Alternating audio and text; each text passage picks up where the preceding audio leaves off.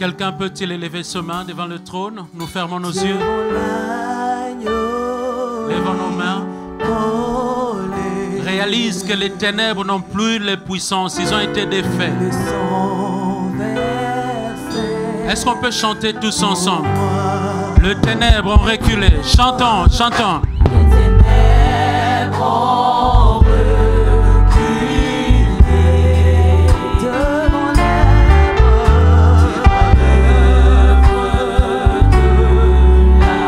la croix, devant l'agneau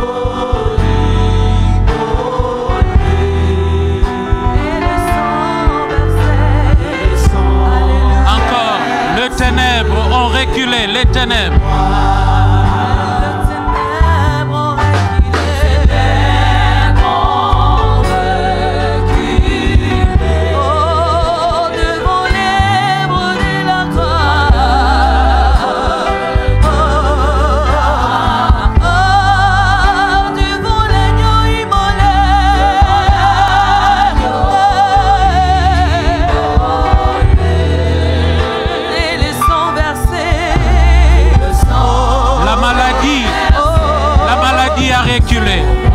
La maladie a reculé.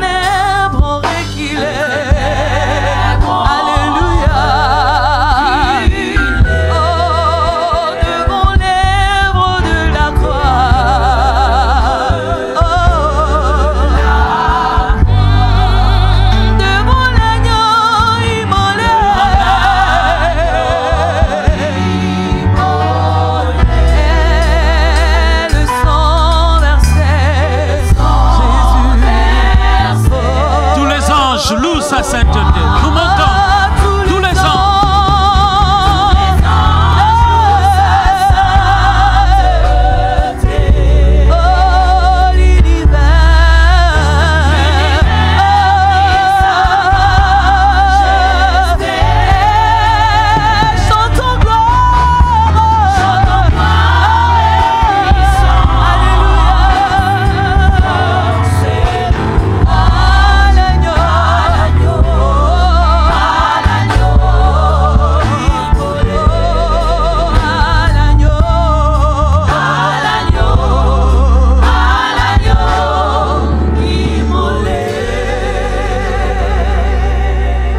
Est-ce que pendant quelques minutes, nous pouvons élever nos voix? Nous allons bénir le Seigneur pour l'œuvre de la croix, pour la mort de Christ. Est-ce que quelqu'un peut se joindre à nous et nous sommes en train de célébrer le Seigneur? Est-ce qu'on peut élever nos voix? Nous prions. Élevons nos voix, bénissons le Seigneur. Bénissons le Seigneur. La mort sans effusion de sang, il n'y a pas de pardon de péché. Tu as été pardonné parce que Jésus a versé son sang. Est-ce que tu peux élever la voix? À cause de la mort de Jésus, la deuxième raison, c'est qu'à cause de la mort de Jésus, nous sommes réconciliés avec Dieu. Dieu était en colère contre l'humanité, mais Jésus est venu. Il a réparé cette situation. Nous sommes réconciliés. Nous sommes réconciliés. La troisième raison pour laquelle tu élèves la voix est glorifier la croix. Oh, je voudrais que tu élèves la voix. Bénis le Seigneur d'avoir versé le sang. Le chemin était fermé.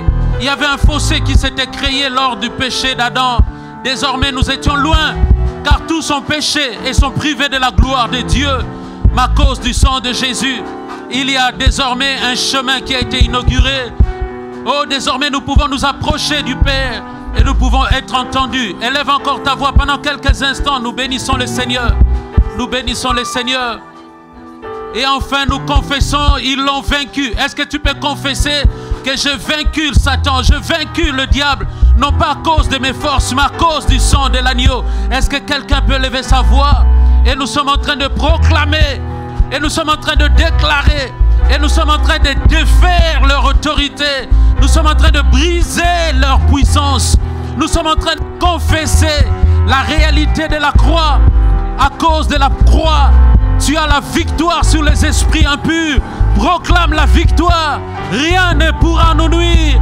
Rien ne pourra nous nuire. Est-ce que quelqu'un peut lever sa voix et confesser cela dans le nom de Jésus? Merci Seigneur.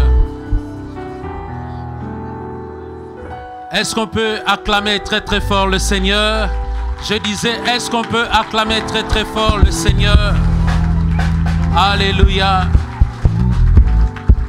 Pouvons-nous nous saluer? Peux-tu dire bonjour à quelqu'un juste avant de pouvoir s'asseoir? Bon, merci, groupe musical. Formidable. Que le Seigneur vous bénisse. Dis bonjour à quelqu'un, à 2, 3 personnes, juste avant de pouvoir t'asseoir. Nous sommes une famille. Que Dieu soit béni.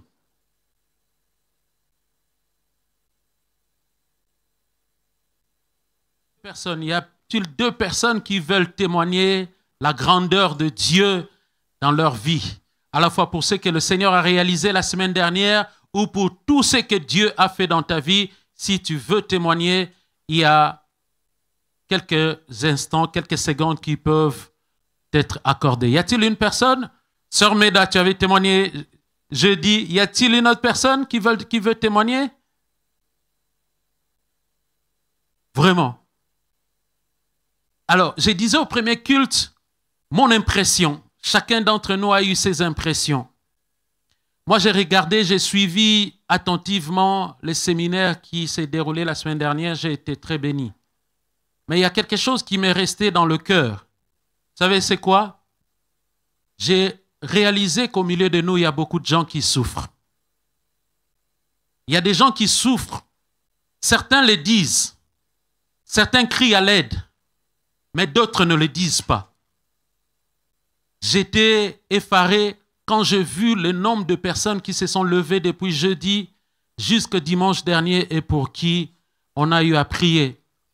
Au fait, la personne qui s'est assise à côté de toi, tu ne le sais pas. Il t'a souri, il est bien habillé, bien maquillé, a porté une belle robe. Mais tu ne sais pas les réalités qu'il a laissées dans sa maison. Est-ce que quelqu'un peut dire avec moi, Seigneur, viens-nous en aide? Est-ce qu'on peut le dire encore une deuxième fois, s'il vous plaît? Seigneur, étends ta main. Est-ce qu'on peut le dire une deuxième fois, s'il te plaît? Alléluia. Alors, quand Dieu fait des choses dans nos vies, nous devons avoir le courage de témoigner. Amen. Je disais, il y a quelque temps passé, j'avais apporté un message ici, et pour nos bien-aimés du premier culte, c'était un culte qui était différent du second culte, parce qu'au premier culte, nous avons laissé passer les témoignages. Est-ce qu'on peut dire les témoignages? Les témoignages édifient. Quand tu témoignes, tu encourages ton frère. Quand tu témoignes, au fait, l'Église voit la main de Dieu dans ta vie et on a confiance en Dieu. On se dit, s'il l'a fait avec la sœur Meda, elle peut le faire avec moi. Les témoignages nous encouragent de continuer à poser notre foi en Dieu. Et je disais qu'il y a quelques dimanches passés, alors qu'on apportait ces messages-là, au premier culte, j'avais demandé aux gens de pouvoir témoigner. Nous avions eu 3 magnifiques témoignages. Au fait, c'était 2 témoignages. C'était notre sœur Godelive qui avait témoigné et le frère Yannick aussi qui avait témoigné. Ils viennent essentiellement au premier culte. Le frère Yannick, vous savez, il est tombé, il travaille à l'échafaudage, c'est un artisan échafaudeur. Il est tombé de plus de 8 mètres du dessus du sol. Il est tombé. Et quand il est tombé, il a traversé une verrière. Lui-même, il avait témoigné. Il a traversé une verrière comme notre verrière qui est là. Et il s'est retrouvé par terre. Est-ce que quelqu'un imagine 8 mètres? Déjà, si tu tombes de l'auteur de ce plafond-là jusque par terre, tu peux te fracasser les genoux, la colonne vertébrale. Et lui, quand il est tombé, les gens sont venus, quand il les regardait, les gens fouillaient. Ils disaient, il est mort. Mais lui, il les entendait de très loin. Mais la main de Dieu est puissante pour sauver. Et le Seigneur l'a soutenu. Et aujourd'hui encore, ses frères étaient à l'église. Est-ce qu'on peut acclamer le Seigneur parce que Dieu continue à agir? Et dans ces cultes également, nous avions eu une sœur qui avait témoigné. Cette sœur avait fait une rupture d'anévrisme. S'il te plaît, Dieu continue à agir. Si tu mets ta foi en lui, si tu mets ta confiance en lui, Dieu agira dans ta vie. Cette sœur avait fait une rupture d'anévrisme et elle ne le savait pas. Ça faisait plus de 3 jours, elle se plaignait de maux de tête terribles. Elle avait témoigné il y a plus d'1 mois et demi passé. Elle se plaignait de maux de tête terribles. Elle est tombée au travail. On a appelé les pompiers. On l'a ramenée à l'hôpital Béclair à Clamart. On a essayé de faire ce qu'on a pu faire. Cette sœur est rentrée à la maison parce qu'on n'avait pas fait quelque chose. Elle est rentrée à la maison, le maux de tête continuait. Et cette sœur, on l'a amené à l'hôpital Salpêtrière. Et quand on a amené à l'hôpital, il a décrit ce qui s'est passé, les étapes qu'il a subies avant, le fait qu'elle soit passée à l'hôpital.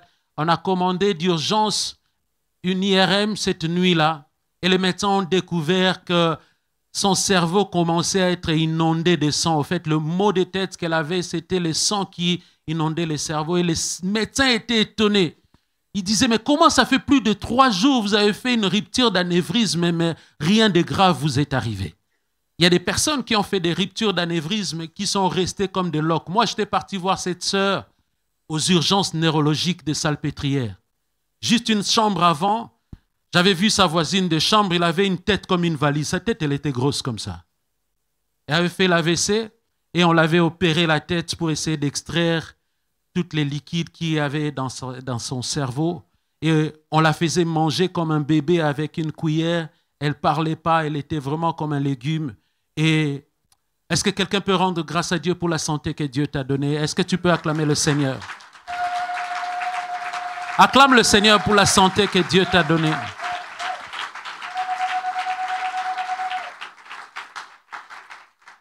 Au fait, aujourd'hui, cette sœur, elle est complètement sortie de l'hôpital, fini l'anévrisme, fini toutes ces choses parce que Dieu est vivant. Il est vivant. Il est vivant. Alléluia. Et je disais qu'il y avait ces 2 personnes qui avaient témoigné ce dimanche et ça suscitait l'élan. Tout le monde voulait témoigner ce dimanche-là. Et je suis surpris. C'est pour cela que j'aime beaucoup. Je ne dis pas que je déteste le deuxième. Hein. J'aime beaucoup le premier culte. Je trouve ça convivial. On est dans un environnement restreint. Les gens n'ont pas très honte. Ils sont spontanés, ainsi de suite. Soyons spontanés quand nous venons à l'église. C'est la maison de notre Père. Et ce dimanche-là, un frère était venu à l'église parce que la veille de ces cultes-là, il y avait l'évangélisation à Saint-Lazare. L'équipe de frères Vernon, de frères Axel sont partis évangéliser. Ils ont gagné une âme. Ils l'ont amené à l'église. Le dimanche, on l'a invité. Ses frères, quand il a entendu nos 2 sœurs témoigner, lui également, il est venu. Il a dit, il a levé la main. C'est un jeune. Il a dit, je veux témoigner. Et on a dit, bon, on va le laisser témoigner. Il a donné un témoignage poignant. Il est père de 2 enfants, ce jeune garçon. Il habite au sud de la France. Mais malheureusement, vous savez, le diable est en train de détruire la jeunesse. Est-ce que quelqu'un suit les informations pendant ces 10 derniers jours? Vous êtes en train de voir comment est-ce que le diable est en train de s'acharner sur la jeunesse. Hein? Les jeunes gens de 15 ans, un groupe est sorti de nulle part qui attrape un garçon sans remords, sans émotion. Il lui assène des coups et le petit est tombé dans le coma et le petit est mort. Je dis, mais dans quelle société nous vivons? Et nous sommes en train de voir que les signes de la fin sont en train de s'accomplir. Seigneur, garde nos enfants dans le creux de ta main. Ce jeune garçon qui est venu et qui avait témoigné, il est venu une seule fois à l'église parce qu'il n'habite pas la région parisienne, il habite vers Perpignan. Et Dieu a fait les choses. C'est pour cela que nous devons évangéliser, même si nous gagnons une seule personne, une âme a du prix aux yeux du Seigneur. Ce garçon a témoigné, c'est un dealer. Il vendait de la drogue. Et vous savez, si vous suivez également les informations, vous voyez au sud de la France, à Marseille, comment il y a des tueries à cause de points de deal. Ces garçons, sa tête était mise à prix. On cherchait à les tuer. Et ce garçon a eu la chance, ses parents prient. On l'a amené à l'église dès sa jeune enfance. Il connaissait le Seigneur, mais il s'est dérouté. Et ces jours-là, il explique que les autres bandes de dealers l'ont rattrapé. Ils ont sorti des Kalachnikov, ils ont voulu l'abattre. Et quand ils ont voulu tirer sur lui, il a crié « Jésus, sauve-moi » Le gars a tiré sur la gâchette, il entend l'arme qui fait clic. Il n'y a aucune balle qui est sortie. Et ces groupes de malfaiteurs l'ont roué des coups, ils l'ont laissé quasiment par terre. Et il était venu là, à l'église, il disait « J'ai besoin de Christ ». Et ces jours-là, on a prié pour lui. Au fait, la prière, ce n'est pas les gymnastiques, ce n'est pas la longueur de la prière. Mais c'est la main de Dieu qui agit dans la vie des gens. Alléluia. Écoutons le témoignage de ces garçons. Il nous a envoyé un témoignage, ça fait déjà un certain temps. C'était le 23 février, mais je voudrais vous le partager. Je l'ai partagé au premier culte. Les témoignages édifient, ça nous montre que Dieu est en action. Alors si ton enfant est dealer, si ton enfant est sous l'emprise de la drogue, écoute ces témoignages, ça te démontre que Dieu continue à agir jusqu'à aujourd'hui. Ce garçon nous a dit les jours de son témoignage qu'il s'est drogué, il prenait des doses très très fortes de substances illicites. Mais écoute son témoignage. Il dit, salut Axel, je veux bien, merci. Un peu malade car dans le sud, nous avons un pic de pollen très élevé. Je ne suis pas trop dans mon assiette par la grâce de l'Éternel, je vais bien. J'espère que de ton côté, tout va bien aussi. Je partage avec toi, c'est là, le jour, écoutons bien, le jour où je suis venu à Montreuil, vous avez prié pour moi. Et l'Éternel, en 48 heures, Dieu n'a pas besoin de 400 ans pour libérer quelqu'un de l'esclavage. En 48 heures, Dieu n'a pas besoin de beaucoup de temps. Il a suffi une nuit pour qu'un bâton, le bâton de Moïse, fleurisse. En 48 heures, il a suffi simplement qu'un corps soit exposé depuis 9 heures jusqu'à 15 heures du soir pour que le cours de l'humanité change. Et je te dis, il suffit à Dieu moins d'une seconde pour que ta situation change. Écoute ce qu'il a dit, en 48 heures, l'Éternel m'a totalement libéré de l'emprise de la drogue. Est-ce que quelqu'un peut acclamer le Seigneur des armées? Est-ce qu'on peut acclamer le Seigneur? Il est vivant. Oh, quelqu'un n'a pas cette conviction. Il est vivant. Je suis venu dire à quelqu'un qu'il agit encore. Mets en lui ta confiance et il agira également en toi. Prenons ensemble nos Bibles et nous allons dans le livre d'Exode au chapitre 15. Alors je disais, j'aurais souhaité que nous témoignions énormément, mais faute de temps, les vendredis prochains, on va donner le communiqué tout à l'heure, nous allons avoir notre veillée. Nous allons avoir une veillée de prière de toute l'Église. Et s'il vous plaît, je voudrais qu'il y ait des témoignages. Si tu as un témoignage, viens voir le frère Loti à la fin du culte. Donne ton nom et les vendredis soirs, tu vas passer pour témoigner des merveilles du Seigneur dans ta vie. Nous allons dans le livre de Nombre, d'Exode plutôt, au chapitre 15, et nous allons lire à partir du verset 22 jusqu'au verset 27. Je fais la lecture. Moïse fit partir Israël de la mer Rouge. Écoutons ce que Dieu va faire. Dieu ne va pas emprunter un chemin ordinaire. Ils prirent la direction du désert de Shur. Et après 3 journées de marche dans le désert, ils ne trouvèrent point d'eau. Ils arrivèrent à Mara, mais ils ne purent pas boire de l'eau de Mara, parce qu'elle était amère. Ils arrivèrent à Mara, ils trouvèrent enfin de l'eau après 3 jours. Oh, Eureka, nous avons trouvé de l'eau. Mais ils essayent de goûter cette eau est dégueulasse, désagréable, imbuvable, impropre à la consommation. Ils ne purent pas la boire parce qu'elle était amère. C'est pourquoi ce lieu fut appelé Mara. Le peuple, écoute leur attitude, leur réaction. Le peuple murmura contre Moïse en disant, « Que boirons-nous? What will we drink? Que boirons-nous? » Et Moïse cria à l'Éternel, et l'Éternel lui indiqua un bois qu'il jeta dans l'eau, et l'eau devint douce. Le peuple murmura contre Moïse en disant, « Que boirons-nous? » Mais Moïse, qu'est-ce qu'il fait? Il cria à l'Éternel, et l'Éternel lui indiqua un bois qu'il jeta dans l'eau, et l'eau devint douce. Et l'eau devint douce. Ce fut là que l'Éternel donna au peuple de lois et des ordonnances.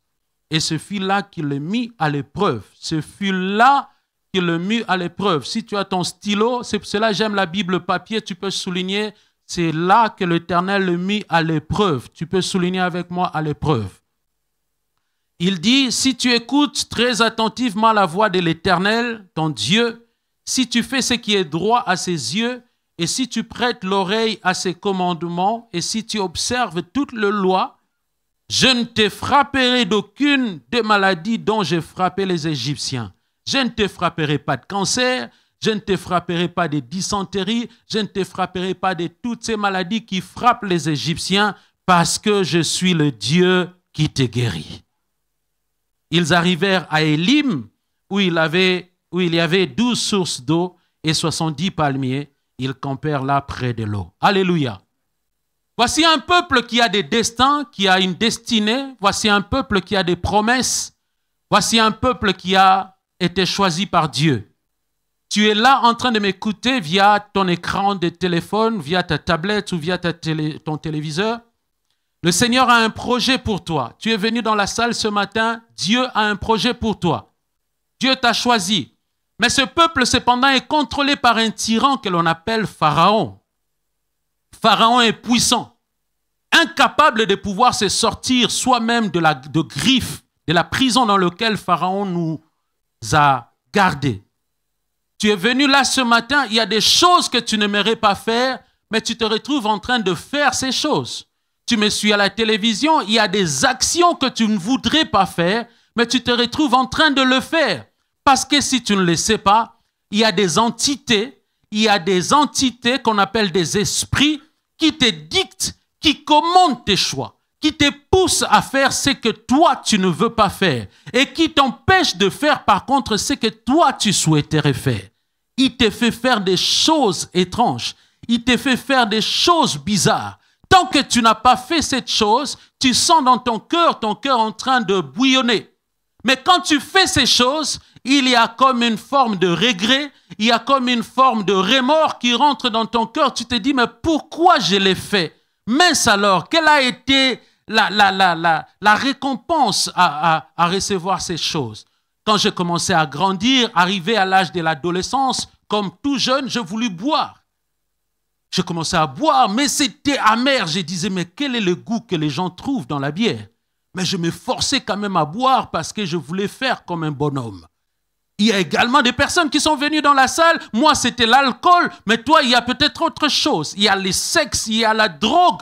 Il y a des gens qui se droguent de plus en plus jeunes, très jeunes. Il y a la cigarette. J'ai passé devant l'école de ma fille et j'ai vu des gamines de 12, 13 ans en train de fumer. Tout ceci, c'est parce qu'il y a l'ennemi qui nous font faire des choses. Mais nous-mêmes, nous n'avons pas de capacité pour pouvoir sortir de ces griffes. Alors, qu'est-ce que Dieu fait? Dieu va envoyer un sauveur. Au fait, pour pouvoir sortir des griffes de l'ennemi, tu as besoin d'un sauveur. Eux, ils avaient besoin de Moïse comme sauveur, mais toi, tu as besoin de Jésus-Christ. Et le sauveur est venu, il ne suffisait pas que le sauveur vienne. Le sauveur a essayé de faire tout un nombre de cérémonies pour essayer de faire arracher ce peuple de la captivité, mais il n'a pas réussi. Il fallait que Dieu puisse asséner un dernier coup, et ce coup, c'était le coup du sang. Quelqu'un peut dire avec moi le sang. Quelqu'un peut dire avec moi le sang. Pourquoi le sang? Parce que le sang a la capacité de racheter. Ce peuple qui était devenu captif, Dieu devait le racheter, et pour pouvoir le racheter, il fallait un sang. C'est pour cela, ce soir, chacun a égorgé un agneau de 1 an. Il ne devait pas avoir 2 ans, il ne devait pas avoir moins d'1 année, il devait pile poil avoir 1 mois. Et 1 an plus tôt, il ne devait pas avoir de taches. Et quand ils ont égorgé cet animal, ils ont pris le sang de cet animal, ils l'ont mis sur le linteau. Ils ne devaient pas le mettre sur le seuil de la maison. Veux-tu que le Seigneur agisse dans ta vie? Entre dans une vie d'obéissance.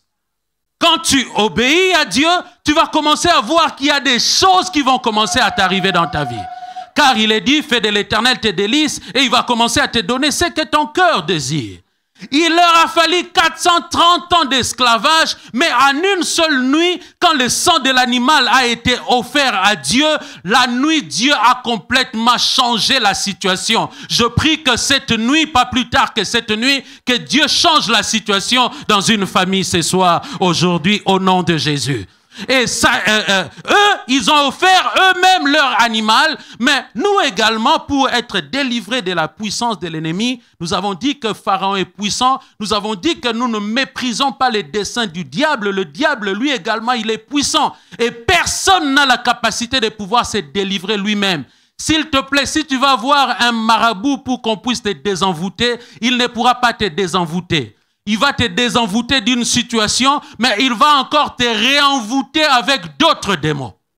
La seule personne qui a la capacité de te délivrer, il s'appelle le Sauveur. Son nom est comme son action. Il s'appelle Yehoshua. Il s'appelle Jésus-Christ qui veut dire Dieu sauve.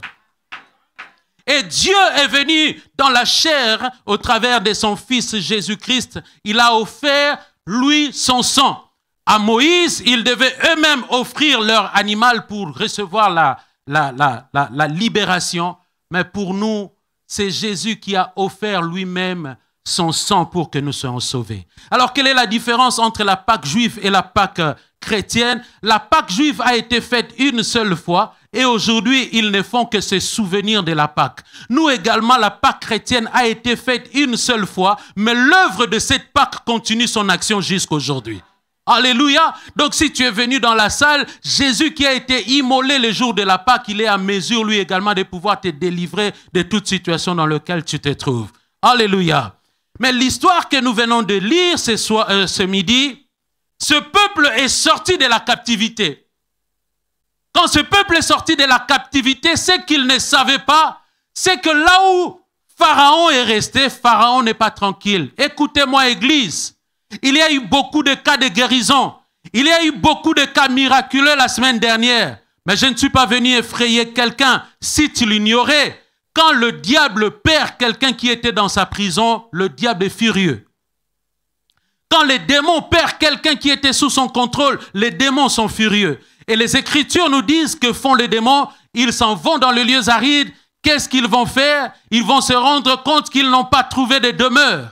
Et qu'est-ce qu'ils vont faire? Ils vont chercher 7 autres esprits beaucoup plus méchants et ils viennent, ils cherchent maintenant à reposséder la maison. Et la Bible dit, s'ils arrivent à avoir accès dans la vie de cet homme, sa situation devient pire qu'elle était auparavant. Alléluia. Et ici, c'est l'image également des choses qui se passent. C'est une allégorie, c'est une comparaison. Pharaon perd le peuple juif. Et quand il les laisse partir, il se rend compte que j'ai commis une bêtise. Et il prend lui également ce meilleur armée, ce meilleur élite, il les attelle, il attelle des chars et il poursuit le peuple. Écoutez-moi, l'ennemi poursuit, l'ennemi rôde. Il a une seule envie, il a un seul désir, c'est de pouvoir reconquérir ta vie. Et s'il arrive à accéder dans ta vie, bien-aimé dans le Seigneur, ta condition devient pire qu'il a été la première fois. Et voyant le peuple voyant Moïse, plutôt Pharaon en train de venir avec son armée, la Bible me dit que ce peuple a commencé à avoir peur. Et leur première réaction, ça a été le murmure. Quelqu'un peut dire avec moi le murmure? Est-ce que quelqu'un peut dire avec moi le murmure? Est-ce qu'on peut le dire une troisième fois, le murmure? Ce peuple a eu une première attitude quand il a vu le peuple, quand il a vu Pharaon et son armée, le peuple a commencé à avoir peur et dans leur peur, ils ont commencé à murmurer. Ils ont commencé à murmurer contre Moïse. Combien de femmes ne murmurent-elles pas contre leur mari? Combien des enfants ne murmurent-elles pas contre leurs parents? Et à l'église, combien y a-t-il de personnes qui murmurent? S'il te plaît, ce soir ou plutôt ce matin, Dieu veut nous apprendre une chose, à bannir le murmure. À chaque fois qu'il y a des murmures, le murmure dans le cœur de Dieu, ça veut dire absence de confiance à l'Éternel. Ça veut dire absence de foi. Ce peuple n'a pas confiance que c'est Dieu qui les a sortis de l'Égypte est à mesure de pouvoir les faire atteindre la terre promise. Ils voient. S'il te plaît, ne sois pas influencé par ce que tes yeux voient. On a prié pour toi la semaine dernière. Tu as reçu la guérison. Ne sois pas influencé par ce que ta chair ressent. Parce que si nous marchons dans la chair, cependant nous ne vivons pas selon la chair, nous vivons selon la foi. Ce peuple a commencé à murmurer, mais la Bible me dit que dans cette murmure, il y avait une seule personne qui était là. Lui également, il a vu Pharaon, mais lui, il a eu une autre réaction. Il s'appelle Moïse. Ma prière, c'est que Dieu te donne une autre attitude. Alléluia.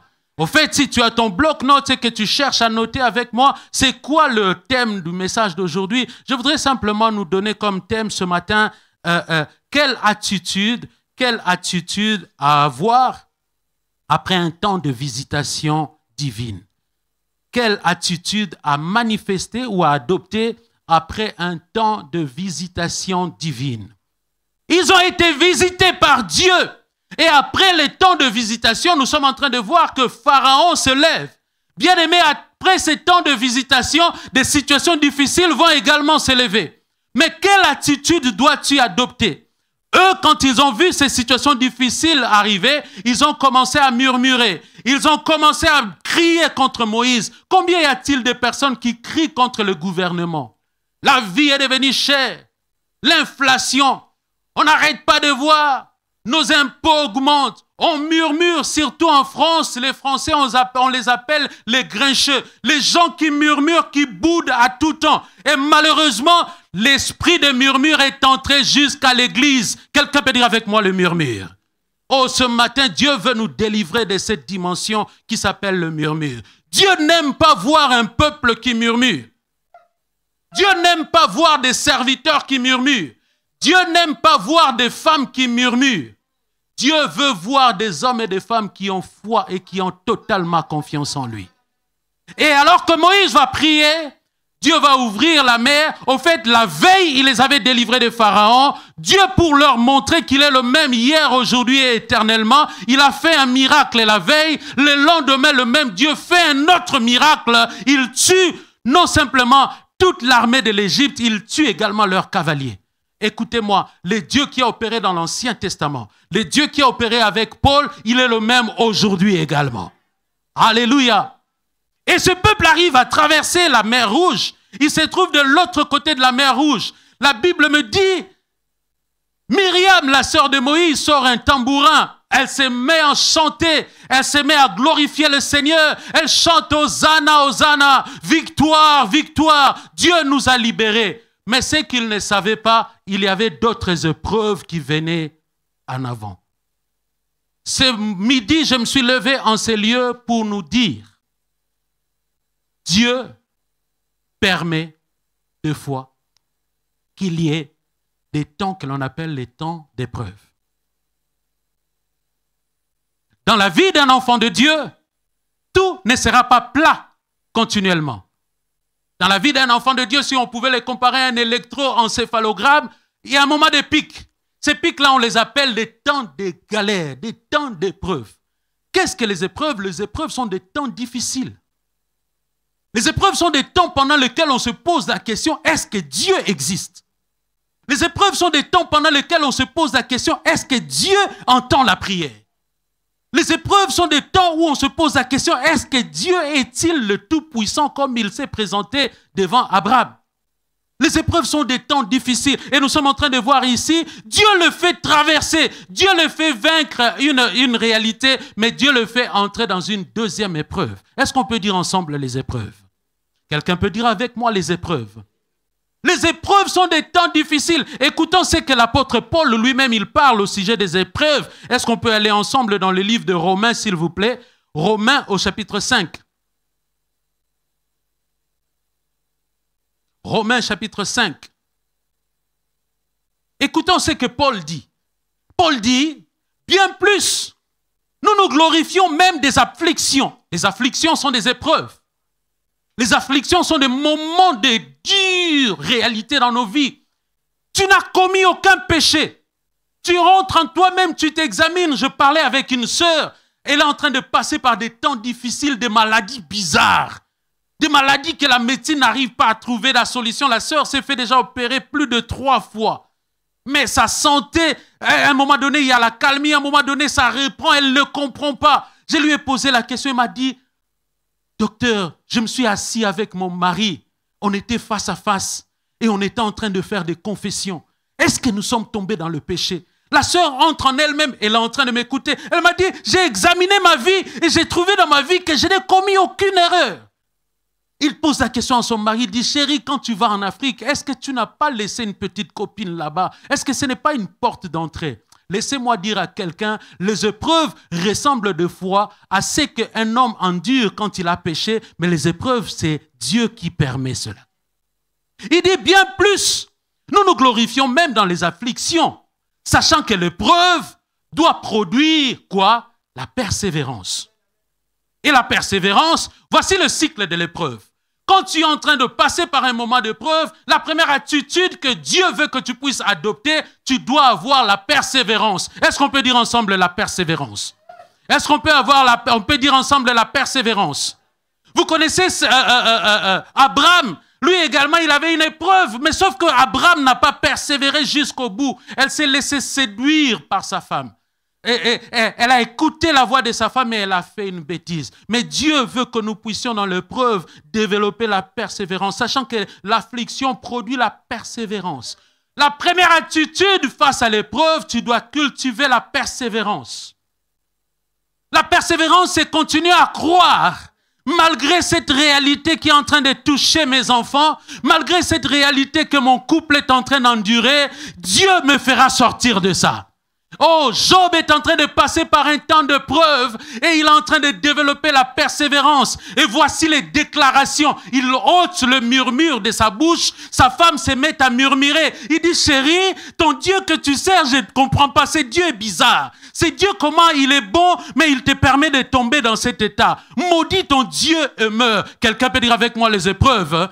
Oh, mais Job a regardé, il a dit, je sais une chose, je connais la nature de ce Dieu. Il s'appelle le Rédempteur. Il s'appelle celui qui vient nous délivrer de nos souffrances. Il s'appelle celui qui vient nous délivrer de nos captivités, de nos prisons. Mais moi, je sais une chose, je sais que mon Rédempteur est vivant. Malgré cette épreuve, le temps que ça prendra, mais je sais une chose, qu'il se lèvera le dernier et il me fera sortir de cette situation. Sachant que les épreuves doivent produire la persévérance. Plus tu persévères, voici ce que la persévérance produit au verset 4. La persévérance produit la victoire dans l'épreuve. Et quand tu as la victoire, qu'est-ce qui se passe dans ta vie? C'est que ta foi augmente. Et la victoire va produire quelque chose que l'on appelle l'espérance. Écoute le cycle de l'épreuve. Tu as l'épreuve. Dieu veut que tu puisses manifester la persévérance. La persévérance doit produire la victoire. Et quand tu as la victoire, ta foi augmente. Quelqu'un qui a traversé l'épreuve, au fait, il a une compréhension de Dieu qui a complètement changé. Et c'est ce que Job a dit après avoir développé la persévérance. Il a dit, mes oreilles ont entendu parler de Dieu. Des fois, nous venons à l'église et nous rencontrons des choses pendant nos prières. Mais endure-le pour comprendre ce que Dieu, ce que c'est que l'épreuve dans ta vie. Il dit, mes oreilles ont entendu parler de toi. Mais moi, j'ai développé la persévérance dans l'épreuve. Maintenant, j'ai obtenu ma victoire. Et mes yeux sont en train maintenant de voir ce que Dieu est capable de faire quand quelqu'un est en train de traverser ces moments. Et quelqu'un qui passe par un moment d'épreuve, il est à mesure de pouvoir consoler. Il est à mesure de pouvoir fortifier. Parce que lui-même, il connaît les choses qu'il a subies.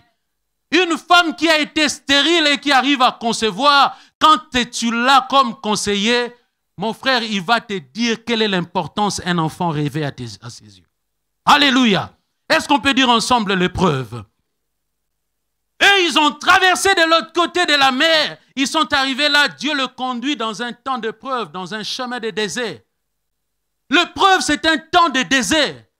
C'est l'absence de tout ce qui est vital.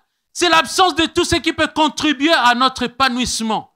Tu es marié, mais tu as l'impression que ton couple vit un temps de sécheresse, un temps d'absence. Qu'est-ce que vous avez besoin? Qu'est-ce qui est vital? Pour eux, la chose qui était vitale, c'était l'eau. Je suis en train d'imaginer ces pèlerinages. Une maman avec un enfant, il n'arrive pas à allaiter et l'enfant pleure, il dit « Maman, j'ai soif ». Mais maman n'arrive pas à donner la solution. Il arrive des situations où ta femme est en train de gémir, mais tu n'as aucune solution contre lui. Et ces temps-là, on appelle ces temps d'épreuve. Et malheureusement, le peuple, pendant le temps d'épreuve, qu'est-ce qu'ils font? Ils refont la même bêtise qu'ils avaient fait la veille. Quelle est leur réalité? Quelle est leur attitude? Leur attitude, c'est le murmure. Est-ce que je peux encore vous demander de dire ensemble le murmure? Si tu lis l'histoire du peuple d'Israël, tu vas constater une chose, que depuis le premier jour où Dieu les a libérés, jusqu'au milieu du désert, ce peuple ne faisait que murmurer. Ce peuple n'avait pas le temps d'apprécier la grâce, la bonté de Dieu. Il ne s'était jamais rentré dans un temps que l'on appelle l'action de grâce. Ma sœur, je te demanderai juste 30 minutes. Le Yissou, on le met un peu de côté pour que nous soyons concentrés parce que la chose que je voudrais délivrer ce matin est très importante. S'il te plaît. L'épreuve, ce sont des temps difficiles. Je parle des épreuves parce qu'il y a plein de personnes qui passent par des moments d'épreuve. Ils s'habillent bien, mais tu ne connais pas les galères que cette personne est en train d'endurer. Elle s'habille bien, tu ne connais pas les pleurs qu'elle manifeste dans le secret quand elle est dans sa maison avec son mari. C'est pour cela que Dieu doit nous venir en aide et nous devons savoir quelle attitude nous devons adopter. Pour eux, ça faisait 3 jours qu'ils n'ont pas eu de quoi manger, et plutôt de quoi boire. Il y a quelqu'un qui est venu ici, pour eux, ça faisait 3 jours. Il y a un ami qui est là ce matin, ça fait peut-être 6 ans. Ça fait peut-être 10 ans. Ça fait peut-être 20 ans. Je parlais avec le frère Vachil, notre cher modérateur. Personne ne l'a jamais su. Vous voyez comment il est coquette, le frère Vachil, quand il passe ici. Toujours bien habillé, des pantalons bien à la taille, veste cintrée. Mais si tu t'assois avec lui, il te raconte sa vie. Ça faisait 22 ans qu'il était en France, 22 ans d'épreuve, 22 ans sans papier. Je lui disais bravo. Moi, mon temps de galère de sans-papiers, ça durait 10 ans. Mais j'avais l'impression que Dieu, tu es où? Mais lui, ça fait 22 ans. Tu le vois, elle est là, bien habillée, bien maquillée. Mais elle traverse des temps que tu ne peux pas imaginer. Dieu te dit, persévère dans l'épreuve. Persévère dans cette épreuve. Et eux, ils n'ont pas persévéré. Ça fait 3 jours. Dieu le met dans une épreuve. Ils se mettent à murmurer. Ils se mettent à se lamenter. Ils se mettent à crier contre les conducteurs. Combien à l'église on crie contre les conducteurs que nous sommes, pauvres conducteurs que nous sommes? Pourquoi vous avez fait ça? Pourquoi vous n'avez pas fait? C'est très difficile d'être responsable si vous ne le saviez pas.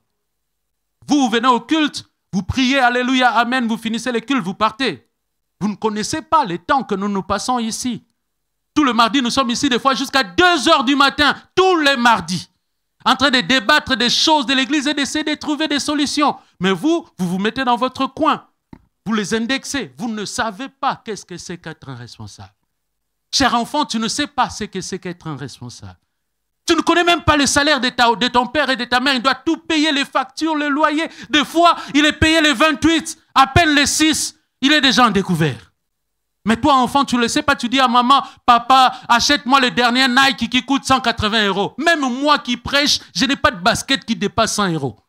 Mais toi, tu exiges à tes parents de t'acheter des baskets qui coûtent plus de 180 €. Est-ce qu'on peut dire ensemble les épreuves? Ils ont crié, ils ont murmuré. Et Moïse, j'aime toujours l'attitude. Quelle attitude? C'est le thème de notre message. Quelle attitude adopter pendant un temps de preuve? Quelle attitude adopter? La Bible me dit que Moïse était serein. La première attitude à adopter, nous avons vu, c'est quoi? Première attitude, si tu me suis? La persévérance. Est-ce qu'on peut dire ensemble la persévérance? La deuxième attitude qu'il faut adopter avant d'arriver à Moïse, c'est la sanctification. Est-ce qu'on peut dire la sanctification? Le jeudi dernier, pour ceux qui étaient avec nous, pour ceux qui nous ont suivis en ligne, on nous a donné un court message, mais combien puissant. Jésus guérit un homme qui était dans l'épreuve. Ça faisait 38 ans qu'il était dans l'épreuve. C'est notre frère qui était dans la piscine de Bethsaïda. Il n'arrivait pas à se lever, il était malade, il cherchait quelqu'un. Au fait, je réalise toujours cet récit. Au fait, l'ange pouvait venir à n'importe quelle heure.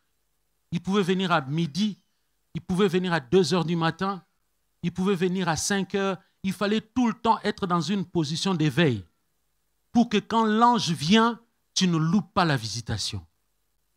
Jésus peut venir à n'importe quelle heure. Il peut venir la nuit, il peut venir le matin, il peut venir à midi, tel que nous sommes en train de prêcher, il peut venir et il nous prend.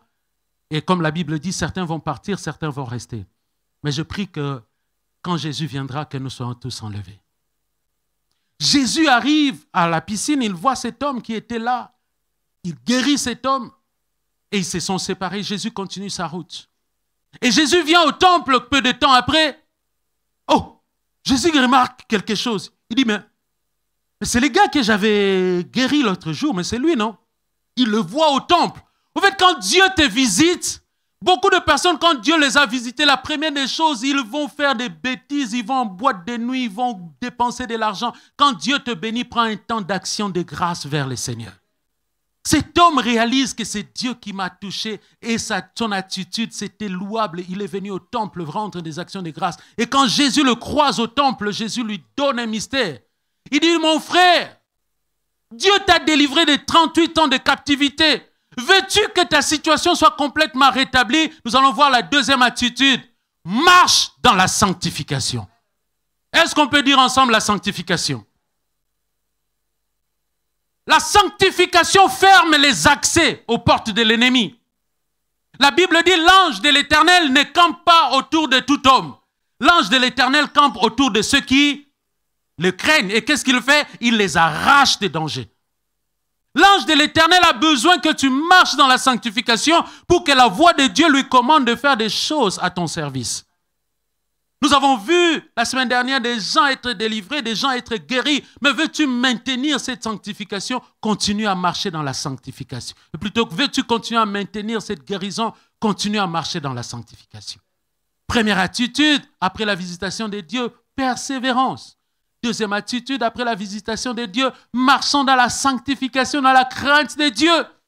Aujourd'hui, les églises peuvent prêcher de tout, sauf de la sanctification, parce qu'on dit, si tu prêches la sanctification, c'est un message de condamnation. Qui t'a dit ça? Le message de Jésus-Christ était bâti sur la repentance. Il dit, repentez-vous. Sans la repentance, personne n'entrera dans le royaume des cieux. Au fait, d'autres personnes, quand ils prêchent la repentance, ils font comme s'ils sont en train d'indexer les gens. Lui, il est le très saint et vous, vous êtes des pécheurs. Repentons-nous, mon frère. Parce que sans la repentance, nous ne verrons pas le Seigneur. Alléluia. La sanctification permet à la main de Dieu de continuer de te visiter. La sanctification exclut toutes ces choses, le murmure, les choses autres qui ne contribuent pas à la gloire de Dieu. Et enfin, la troisième des choses ici, nous sommes en train de voir dans le livre d'Exode. Nous revenons dans notre texte, dans le livre d'Exode. Le peuple murmure, mais Moïse est serein. Quelle attitude? Il a la sérénité, il a la confiance, il a la foi. La troisième chose, quelle attitude après la visitation de Dieu de continuer à garder la foi? C'est la foi. Moïse a la foi vis-à-vis du Seigneur. Au verset 25, écoute ce que Moïse va faire. Quatrième attitude, Moïse cria à l'Éternel. Moïse cria à l'Éternel. On appelle cela la prière de supplication. Est-ce qu'on peut dire ensemble la prière de supplication? La Bible dit, quelqu'un est-il dans la souffrance? Quelqu'un est-il dans l'épreuve? Qu'est-ce que tu dois faire? Tu dois crier à Dieu. Tu dois l'invoquer. Tu dois l'appeler. Je disais au premier culte, il y avait un roi en Israël que j'aime beaucoup. C'est le roi Ézéchias. Il est arrivé au pouvoir, ce garçon n'avait que 25 ans. Son père s'appelait Akaz. C'était un homme pécheur comme pas possible. Pécheur à l'exponentielle. Un homme méchant. Quand il est arrivé au pouvoir, Akaz, il a fermé le temple. Il a renversé l'ordre des choses dans les temples. Il a introduit des cultes païens, mais où? À l'intérieur du temple. Son fils Ézéchias arrive au pouvoir. Il est très jeune. Il a toute sa jeunesse.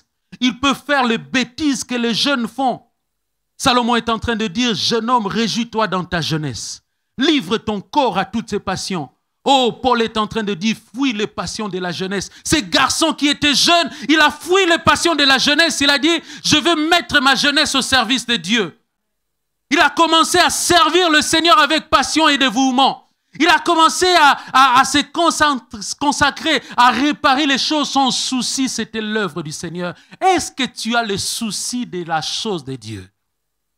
Est-ce que tu as le souci de l'œuvre du Seigneur? Ces garçons, son souci, c'était l'œuvre du Seigneur. Il a fait des choses et il a commencé à marcher ainsi avec Dieu. Mais comme je suis en train de dire, l'épreuve arrive même à toucher les justes parce que la Bible dit, le malheur atteint souvent le juste. Ce garçon qui n'avait rien fait, il est devenu grand, il est devenu âgé, plus de 25 ans se sont écoulés. Cet homme, subitement, il est atteint d'une maladie bizarre. Il est atteint d'une maladie paralysante, ce garçon. Il est roi, mais la maladie n'a que faire de lui. La maladie le touche et la maladie commence à le déranger. Il engage le meilleur de médecins. On essaye de lui prodiguer le meilleur de soins. Mais que faire? Il est dans un temps d'épreuve.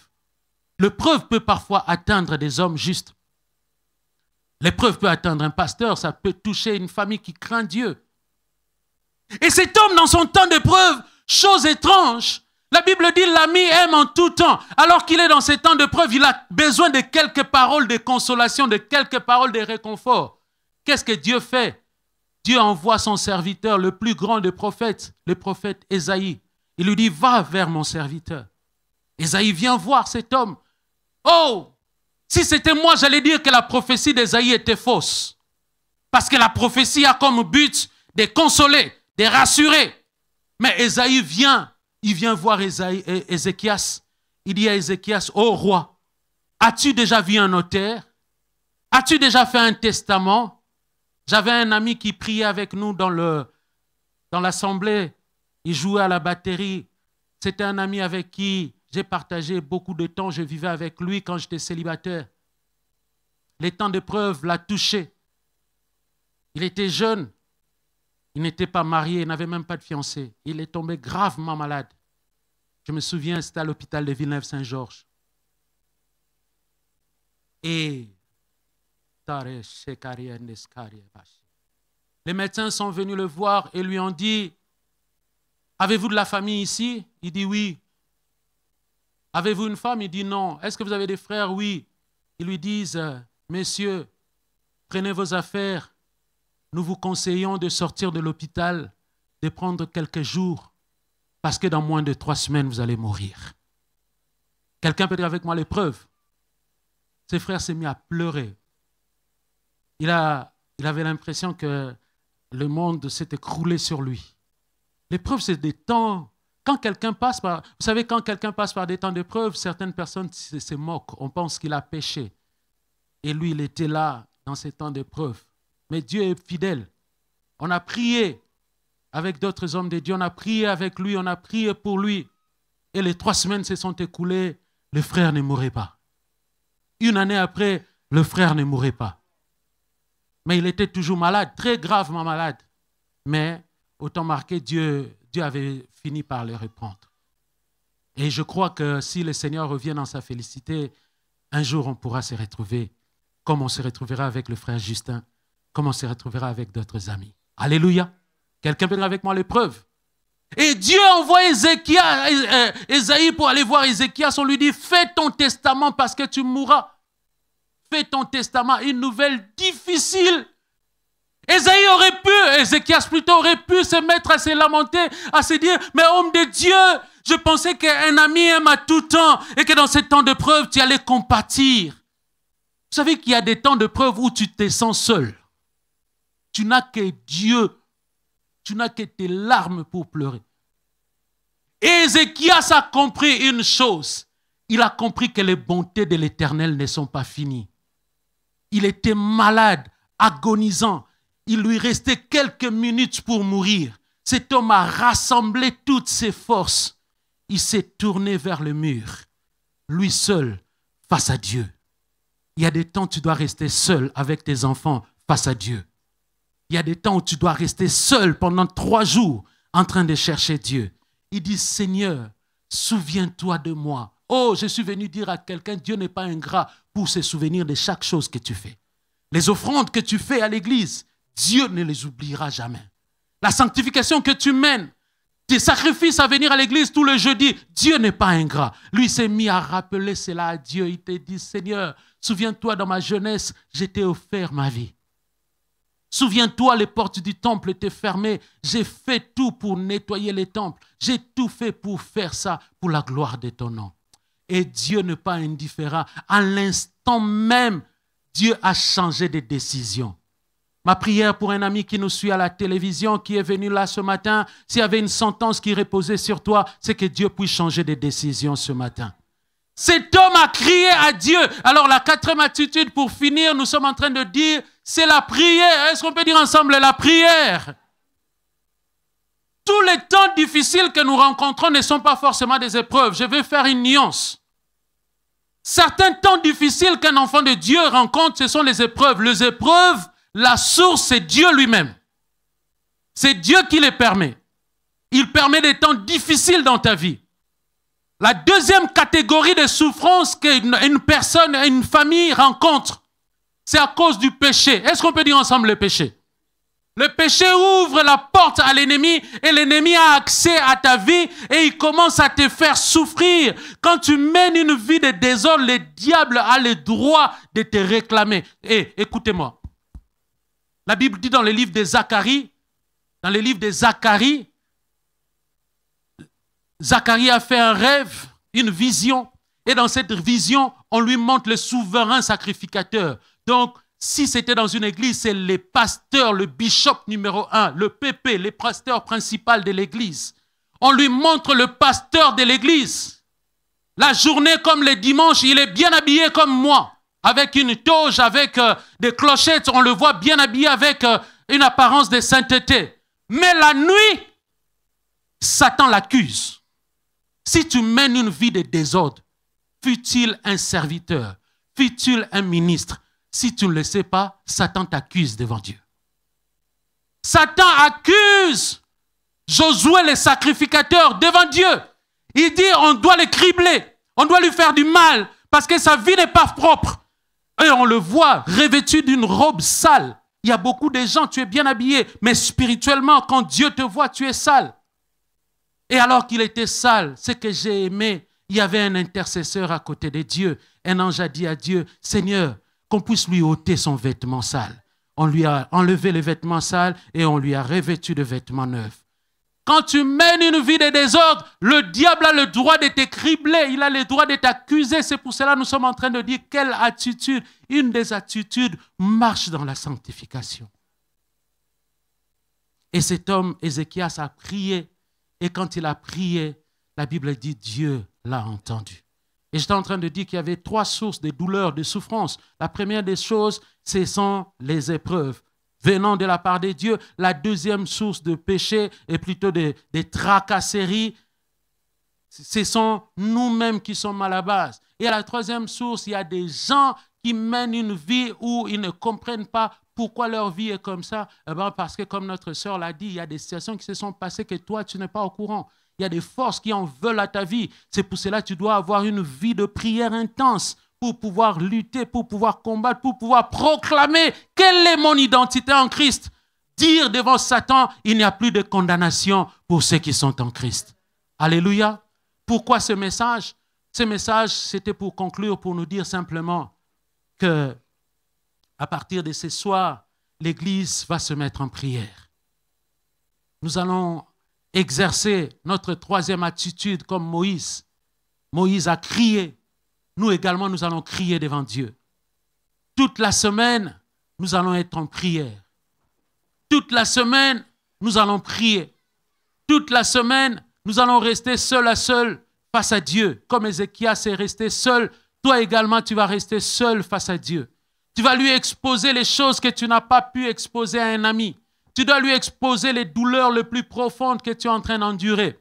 Tu peux confier cela à Christ et nous croyons que Dieu va nous délivrer. Alléluia!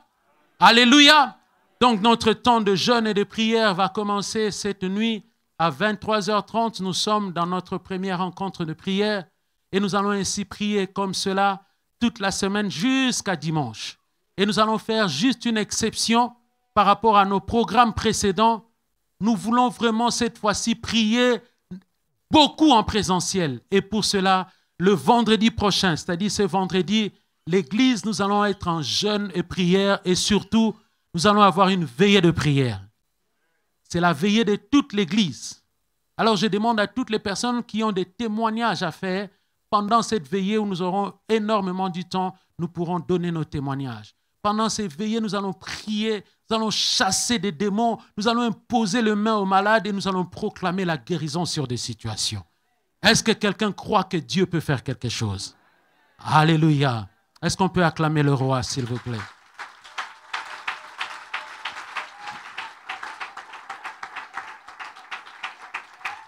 Et j'étais en train de dire, quand Moïse a prié, Dieu lui donne une solution. En fait, quand on prie, Dieu nous donne des solutions. Il nous dit, la solution pour cette situation, prends un morceau de bois, jette dans l'eau. Et toi également, dans la situation que tu es en train d'endurer, Dieu va te donner une solution. Est-ce qu'on peut incliner nos têtes et nous allons prier le Seigneur?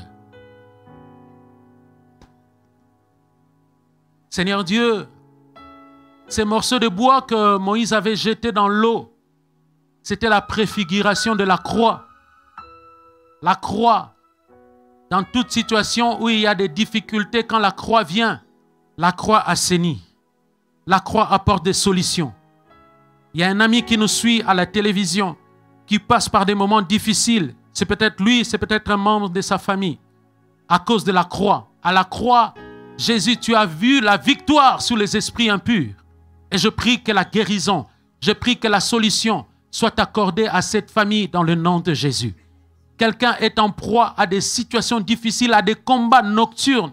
Il y a des personnes qui ne dorment pas. Il y a des couples qui ne sont pas épanouis. Il y a des gens qui ne sont pas heureux. Il y a des gens qui n'arrivent pas à évoluer. Il y a des gens qui gagnent de l'argent mais qui ne comprennent pas pourquoi je n'arrive pas à structurer ma vie. Seigneur, derrière toutes ces choses peuvent se cacher des entités maléfiques, ô Dieu. Ainsi, Père, dans l'autorité du nom de Jésus, je prie qu'une solution soit accordée à quelqu'un au nom de Jésus. Seigneur, merci de nous guérir parce que voici la déclaration finale que tu feras à Moïse. Dis à mon peuple que tu ne vas plus le frapper de même maladie qui frappe les Égyptiens parce que tu es le Dieu qui guérit. Guéris-nous, Seigneur.